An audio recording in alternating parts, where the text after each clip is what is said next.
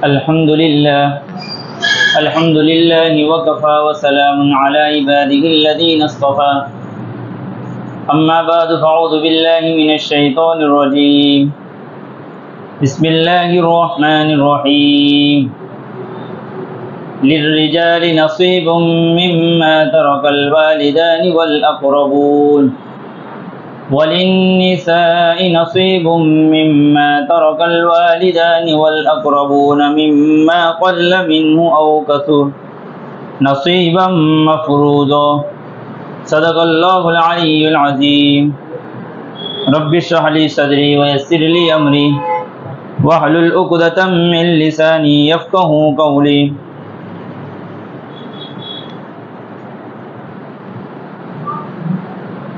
اللہ تبارک تعالیٰ نے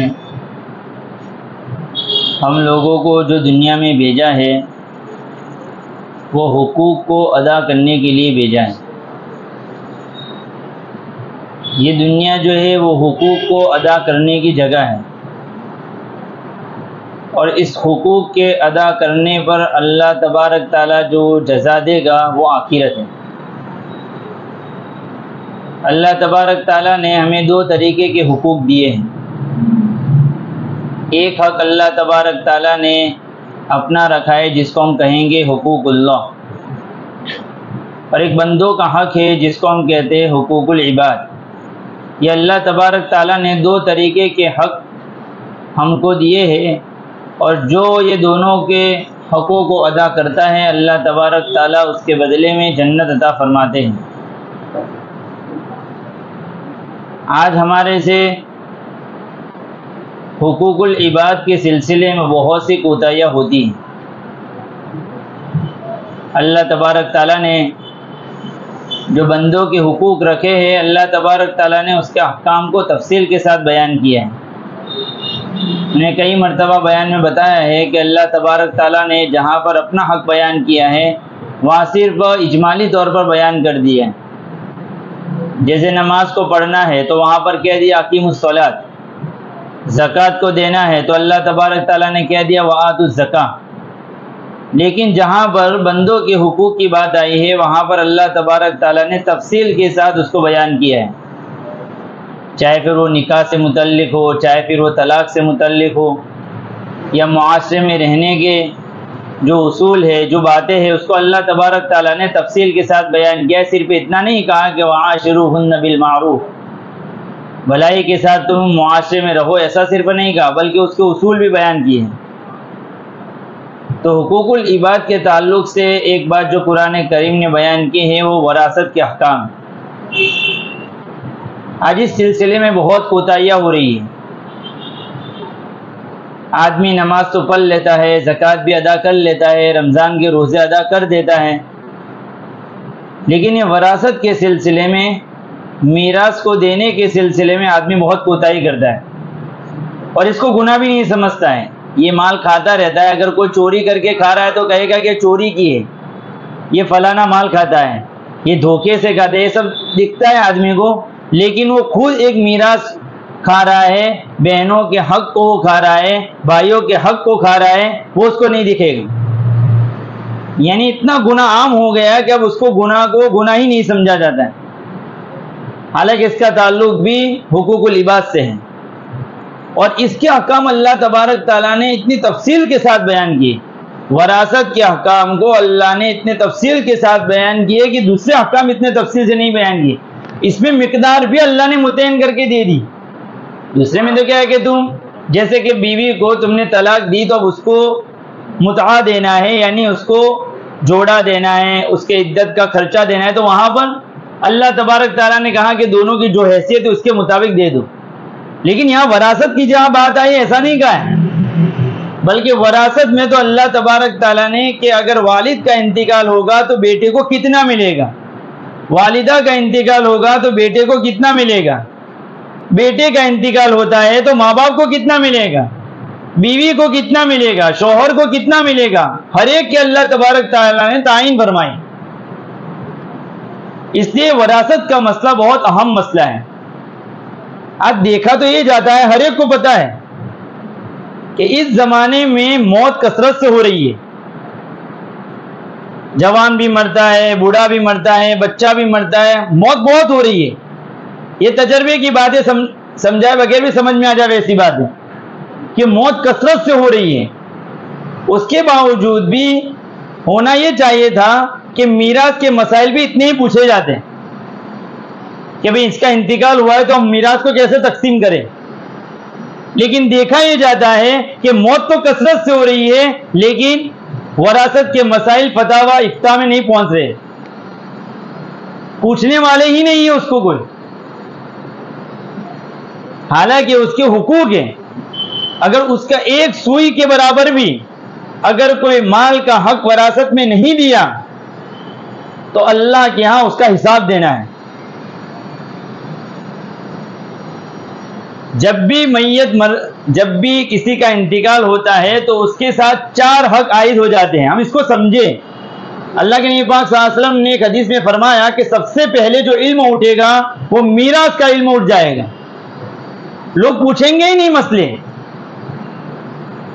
اس لیے میراث کا علم کو جاننے والا کوئی ہوگا ہی نہیں. آپس میں تو جھگڑا کریں گے میراث کے سلسلے میں، لیکن ان کو کوئی صحیح رہنمائی کرنے والا ہی نہیں ہوگا کہ بھئی تجھے کیا ملے گا تجھے کیا ملے گا، وہی معلوم نہیں ہوگا. ایک زمانہ وہ بھی آئے گا. اور محسوس بھی ایسا ہوتا ہے کہ کوئی پوچھتا ہی نہیں ہے تو نہ پوچھنے کی بنیاد پر یہ علم ہی ختم ہو جائے گا. تو جب بھی کسی کا انتقال ہوتا ہے تو شریعت نے بتایا کہ اس کے ساتھ 4 حق عائد ہو جاتے ہیں.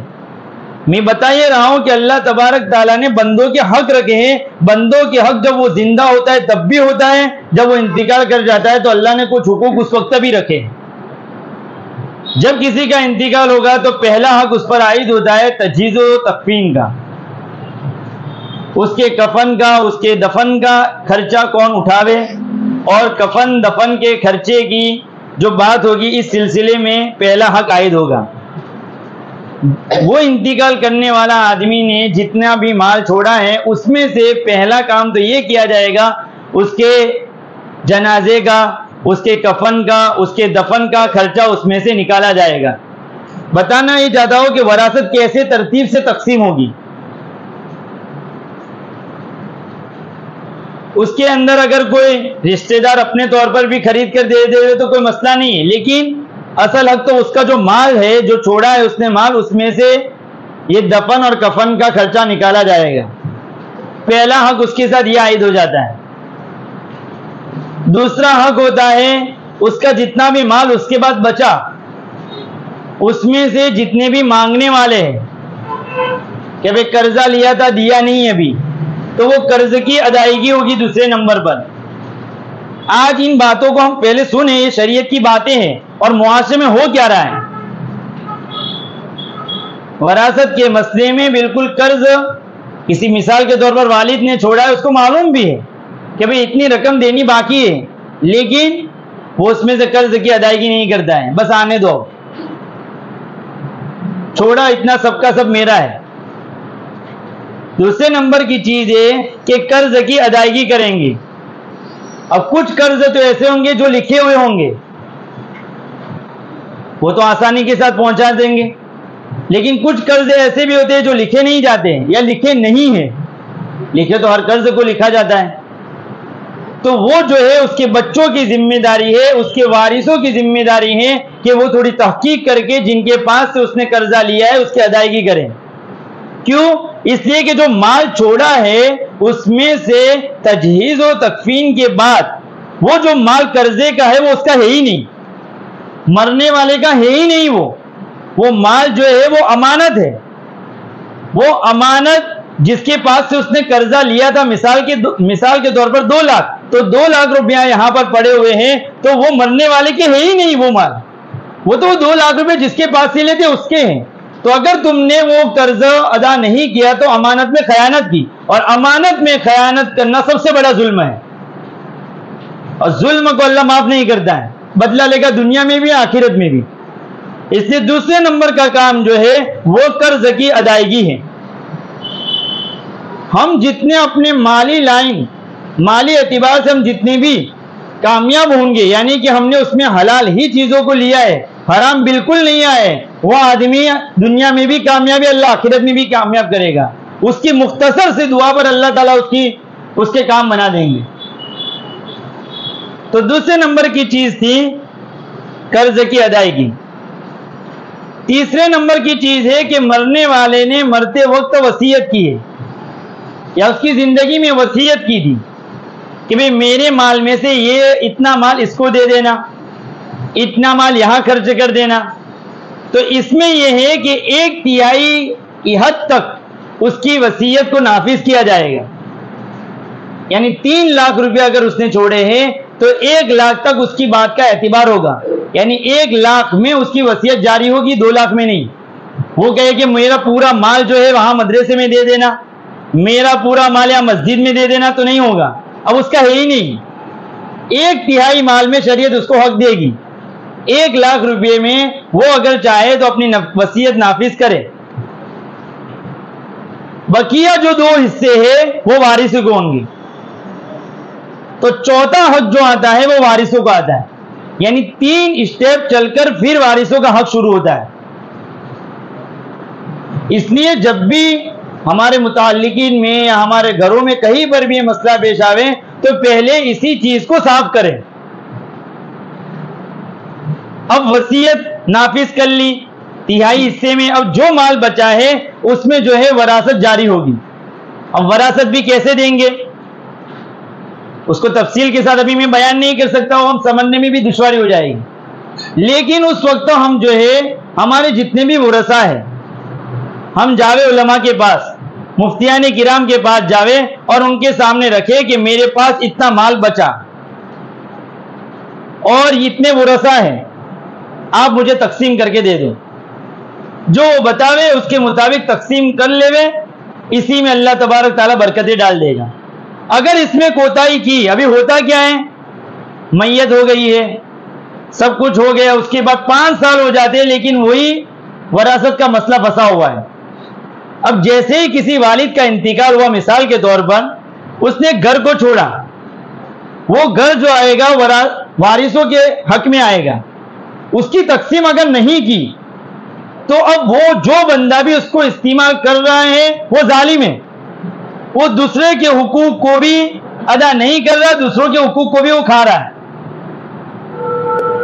ایک سوئی کے بارے میں بھی پوچھا جائے گا، اگر ایک سوئی بھی ادا نہیں کی ہے تو پوچھا جائے گا کہ شریعت کا مزاج کیا ہے۔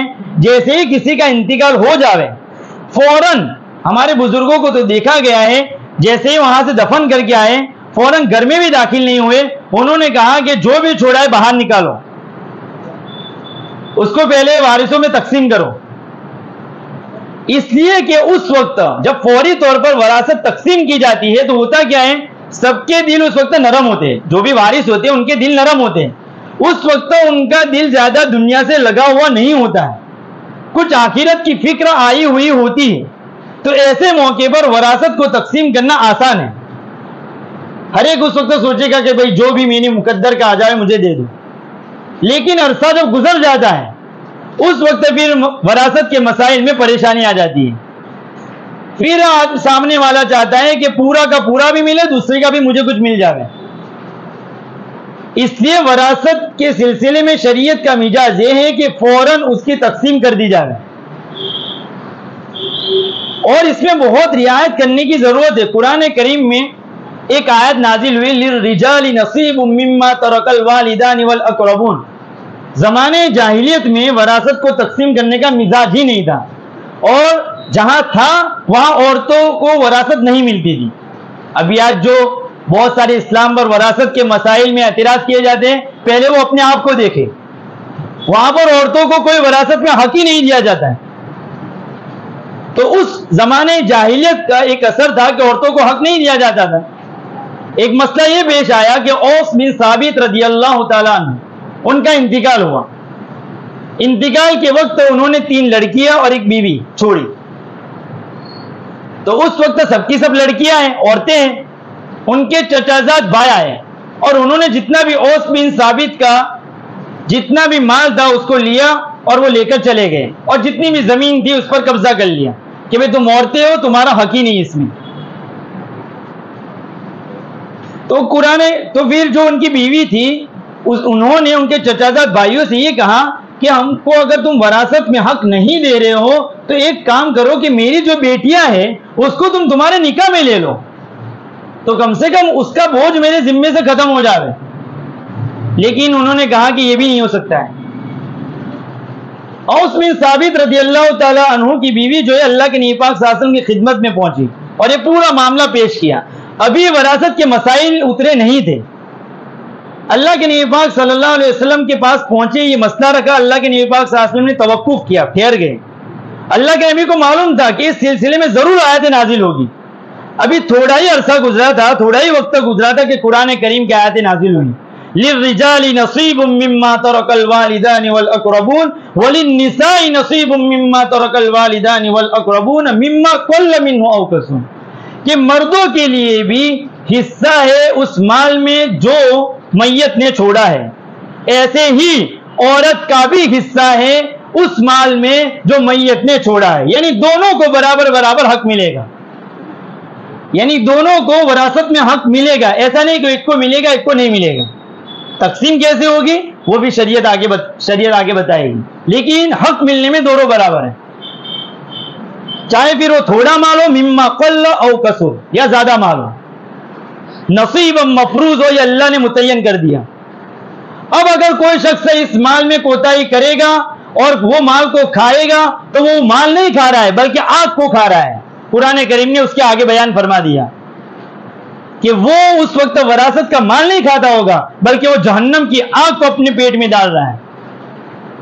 پھر یہ وراثت کے مسائل کو بیان کر کے اللہ تبارک تعالیٰ نے فرمایا تلک حدود اللہ، یہ اللہ کی حدیں ہیں، اللہ کے احکام ہیں. جو شخص اس کی رعایت کرے گا یدخلہ جنات تجری من تحتها الانہار خالدین فیہا ابدا، اللہ تبارک تعالیٰ ایسے باغات میں اس کو داخل کریں گے جس کے نیچے نہریں بہتی ہوں گی، وہ ہمیشہ اس میں رہے گا. وذالک الفوز العظیم، اور یہی سب سے بڑی کامیابی ہے. جنت کا مل جانا، جہنم سے بچ جانا، یہ سب سے بڑی کامیابی ہے. لیکن کوئی شخص اس میں نافرمانی کرے گا وَمَن يَعْصِ اللَّهَ وَرَسُولَهُ وَيَتَعَدَّ حُدُودَهُ، تو اللہ تبارک تعالیٰ اس کو جہنم میں داخل کرے گا، اور ایسے جہنم میں داخل کرے گا جو اس کو ذلیل کر کے رکھ دے گی. عذاب مہین. اللہ تبارک تعالیٰ نے وراثت کے تفصیل کے ساتھ احکام بیان کر کے اللہ تبارک تعالیٰ نے اصولی طور پر یہ بات بیان کر دی. ہمارے بزرگوں نے کیسا احتیاط کیا. امام ابو حنیفہ رحمۃ اللہ علیہ ایک مرتبہ ایک شخص کی عیادت میں گئے. ان کی عیادت میں بیٹھے ہوئے ہیں اور اچانک ان پر نزع کی کیفیت طاری ہو گئی. ان کے بازو میں ایک چراغ جل رہا تھا. اس زمانے میں لائٹیں نہیں تھی تو چراغ جل رہا تھا. تو امام ابو حنیفہ نے دیکھا کہ اب نزع کی حالت یعنی موت کے آخری جو لمحات ہوتے ہیں وہ چل رہے تھے. تو امام حنیفہ نے کہا کہ اب تو میرے لیے جانا مناسب نہیں ہے، اب مسئلہ حل کر کے جانا پڑے گا. جیسے ہی ان کی وفات ہوئی فوراً امام صاحب نے وہ جو دیا جل رہا تھا، وہ چراغ جو جل رہا تھا اس کو فوراً بجھا دیا. لوگوں نے پوچھا امام صاحب کیا کر رہے ہو؟ اب میت ہو گئی ہے تو اب تو اس کی زیادہ ضرورت ہے، ابھی روشنی کی زیادہ ضرورت ہے. امام صاحب نے کہا کہ اب جو ہے اس میں میت کا اکیلے کا حق نہیں ہے بلکہ اب اس میں وارثوں کا بھی حق ہے، اور وارثوں کی اجازت کے بغیر اس چراغ کو جلانا جائز نہیں ہے. یہ احتیاط تھا. کتابوں میں اس سلسلے میں کہ ایک بندہ اگر کسی کا حق ادا نہیں کرے گا، بغیر حق ادا کیے ہوئے چلا جائے گا، بڑے بڑے قرضے لے لیتا ہے، ادا نہیں کرتا ہے. یہ وراثت کے حق میں بھی ایسے ہی اللہ تبارک تعالیٰ پوچھے گا. یہ سب سے اہم مسئلہ ہے. آج جو ہے برکتوں کے دروازے ہمیں ایسے لگتا ہے کہ بند ہو گئے، تو ہم تھوڑا غور کریں کہ کہیں پر ہم جو ہے شریعت سے ہٹ کر چل رہے ہیں. اس سے ہم ہمارے مسائل کو جاننے والوں کے پاس پیش کریں کہ بھئی ہمارا مسئلہ کلیئر کرو. جاتا ہے جانے دو. آج ہوتا کیا ہے کہ جس نے باپ کی زندگی میں اس وراثت کے مال کو استعمال کیا، جیسے زمینیں ہیں، اس نے اس وقت باپ کے ساتھ رہا ہے اور اس نے اس کو استعمال کیا ہے، تو جب باپ کا انتقال ہوتا ہے تو بھائی کو دینا بہت بھاری پڑ جاتا ہے. وہ تو یہی سمجھتا ہے کہ میرا ہی ہے. ارے وہ اس کا نہیں ہے، وہ سب بھائیوں اور بہنوں کا ہے. اور بہن لینے جاتی ہے تو وہ ایک سوال رکھ دیتا ہے. میں تو پہلے صرف کتابوں میں یہ سوال پڑھتا تھا، لیکن میں نے اپنے کانوں سے یہ سوال اب تو سنے کہ تجھے بھائی چاہیے یا وراثت چاہیے؟ یہ ارے اس کا حق ہے، دے دو، اللہ کیسی برکتیں دے گا، تھوڑا ہوگا لیکن اللہ خوشیاں دے دے گا، دلوں کا سکون دے دے گا۔ اس لیے صرف یہ سب اسی بنیاد پر ہوتا ہے کہ آدمی جو ہے دنیا سے دل لگا بیٹھتا ہے۔ حضرت عیسیٰ علیہ السلام نے ایک جملہ کہا کہ جیسے ایک بیماری لگ جاتی ہے تو آدمی کو کھانا اچھا نہیں لگتا ہے، ایسے ہی ہم لوگوں کو دنیا لگ گئی ہے، اس لیے اللہ کے احکام ہم کو اچھے نہیں لگ رہے ہیں، اللہ کی باتیں ہم کو اچھی نہیں لگ رہی ہیں، اس لیے اس بیماری کو ہم ختم کرنے کی کوشش کریں۔ تو یہ سب کچھ مسائل جو ہے ہمارے لیے آسان ہو جائیں گے، اس لیے ہم عملی قدم اٹھاوے کہ اگر ہمارے گھروں میں اس طریقے سے مسئلے پھنسے ہوئے ہیں تو ہم اس کو حل کرنے کی کوشش کریں۔ ایسا نہیں کہ کریں گے بس ہم اقدام کر دے وے، کب موت آوے کسی کو پتہ نہیں ہے۔ اگر وہ وراثت تقسیم نہ کرنے کا سلسلہ ہمارے سے جاری ہے، ہمارے نسلوں میں بھی وہی مال پہنچتا گیا، اس کا وبال ہم پر آئے گا۔ سمجھے ہم بات کو؟ ہم تو چلے جائیں گے، وراثت تقسیم نہیں کی، وہ مال ہم کھا رہے اور وہ مال ہمارے بچوں میں پہنچے گا، تو وہ جو ظلمن وہ چیز استعمال کریں گے اس کا وبال بھی ہمارے پر ہے۔ اللہ ہم کو باتیں سمجھنے کی توفیق عطا فرماوے۔ آمین وآخر دعوانا الحمدللہ رب العالمین۔